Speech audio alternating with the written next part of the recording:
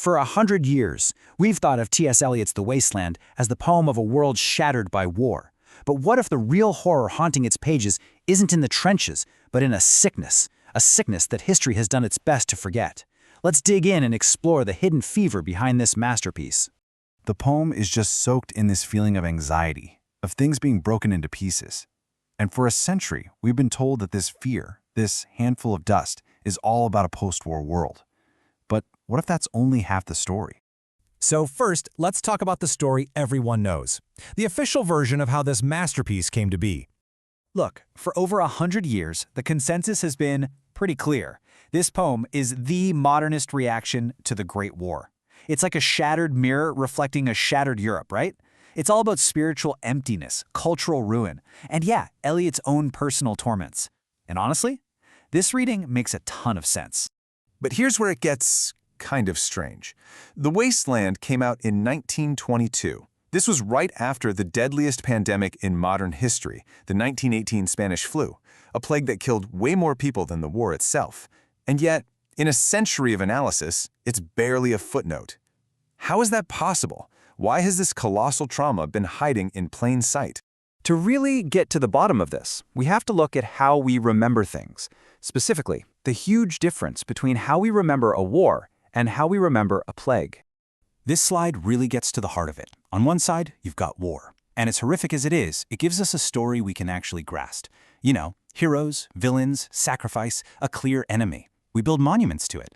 But then you've got a pandemic. The enemy is invisible. The battle is lonely. It's internal. There aren't any heroes, really, just victims. It's a kind of trauma that's really hard to build a statue for, so a lot of the time we just erase it. So if the pandemic was basically wiped from our collective memory, can we find the clues somewhere else? Well, let's look at the author's life. Let's dig into the biographical evidence. Okay, this timeline is absolutely crucial. The Spanish flu wasn't just some background noise for T.S. Eliot. This was an immediate physical crisis.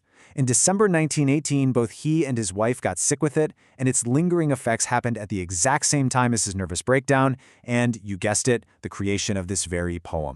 And if you look at his private letters, you can see the line between physical sickness and mental sickness just completely dissolve.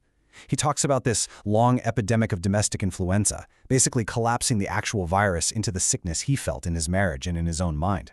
For Eliot, the flu wasn't just an illness. It was the perfect metaphor for his entire world falling apart. And get this, it wasn't just metaphorical. Eliot was documenting the raw, physical symptoms of being sick. This detail right here, the extreme dryness, the bitter taste, that's a direct sensory report from a body under attack by a virus. Now hang on to that thought. Okay, so now for the really cool part. Let's see how knowing all this personal context completely unlocks the poem's famously difficult language. You know, scholars always call the poem's style fragmented. But what if we called it something else? What if we called it delirium logic? All that jumping between topics, the mix of different voices, the hallucinatory images, it's not just a reflection of a broken culture. It's a perfect simulation of a mind in the grip of a high fever. Okay, let's take one of the poem's most famous lines. Now, the traditional reading connects it to Buddhist teachings about suffering, a spiritual kind of fire. But now, look what happens when we put on our pandemic glasses. Burning becomes the most direct, literal description imaginable of a body just consumed by fever. All of a sudden, the poem's abstract spiritual crisis is anchored in a raw physical one. All right, let's try another iconic image. Usually we see this as a decaying, barren landscape, a symbol of spiritual drought. Makes sense. But wait, remember Eliot's letter? The one where he described the extreme dryness of the flu? Now read the line again. This isn't just some spiritual landscape. It's a gut-punch description of a sick body, that desperate thirst of dehydration, a mouth so dry it can't even speak. The spiritual thirst of the wasteland is the physical thirst of a flu victim. So, let's step back. Why does this matter? What does it actually change if we see a virus, and not just a war, haunting this poem? Well, for one, it means the poem is actually a record of two parallel catastrophes. Those famous fragments aren't just the shrapnel from distant battles, they're also the debris of something much closer to home, a virus shattering individual bodies, breaking down minds, and completely overwhelming everyday life. And this might be the biggest shift of all. Suddenly, the poem isn't just about fragmentation and silence. It becomes a monument to that silence.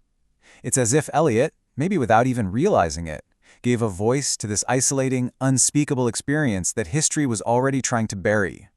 He captured the haunting ghost of a trauma that left no memorials behind. And this leaves us with one final, pretty urgent question. 100 years from now, when people look back at our time, what story are they going to tell? Will the official histories capture the full, messy reality of our own pandemic? Or will the real truth be preserved somewhere else, hiding in plain sight, in the art that we're creating right now?